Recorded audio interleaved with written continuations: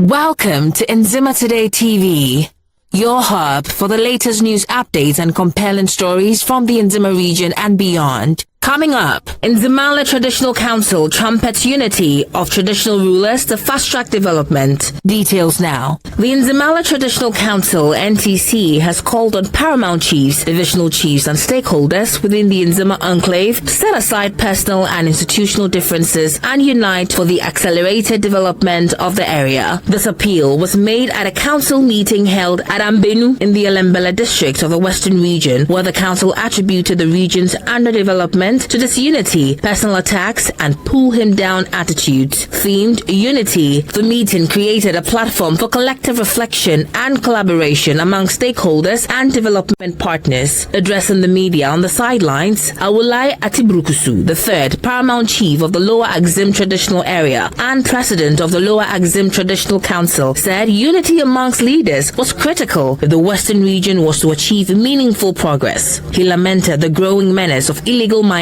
popularly known as galamsey, and urged chiefs to support the burning of Chan fans and the imposition of stiffer penalties on offenders. He also called on the government to revoke illegal licenses and promote sustainable practices by issuing genuine ones. The council further emphasized the need to strengthen institutions and called on traditional authorities to collaborate closely with government agencies to fight galamsey and protect the environment. Minister for Lands and Natural Resources, Honorable Emmanuel Arma Kofibua, also attended the meeting and urged traditional leaders to support his ministry in combating illegal mining. He revealed that new mining licenses would soon be issued through a local level process involving traditional leaders and district assembly committees before final approval by the Minerals Commission. According to the minister, some legally licensed companies were illegally ceding part of their concessions to unauthorized miners. Investigations are underway to prosecute these actors. He announced that the ministry had introduced a new cooperative mining code that allows communities to sustainably mine portions of existing concessions while minimizing environmental degradation. During the meeting, the Western Regional Member of the Council of State, His Excellency Dr. Maxwell Boache,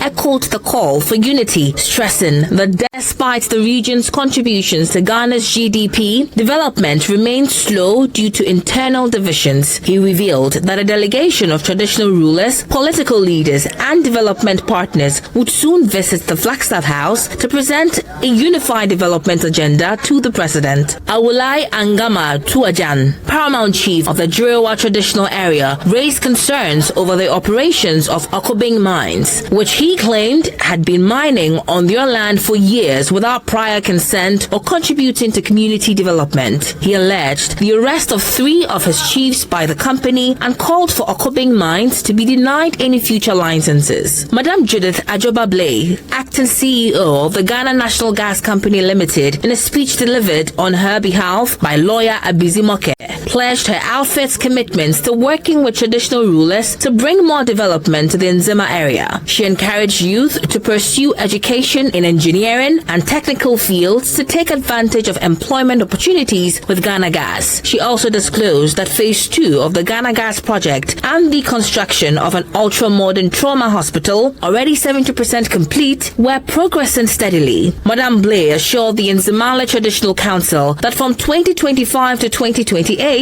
the Nzema area and the Western region would lead in development project initiated by Ghana Gas. As part of this vision, a $5 million allocation has been earmarked to support key infrastructure initiatives within the region, particularly in education, health, and local industry promotion. This announcement was met with loud applause and endorsement by the council. In honor of the legacy of the late Madam Eunice Boa, the meeting was held at the newly constructed Nzema Traditional Council office complex at Ambenu, which she initiated before her passing. The modern edifice now serves as the official administrative headquarters for the council. The meeting concluded with a renewed pledge by traditional leaders and government officials to work hand in hand to address the region's most pressing challenges, foster unity, and accelerate growth in the Nzema area.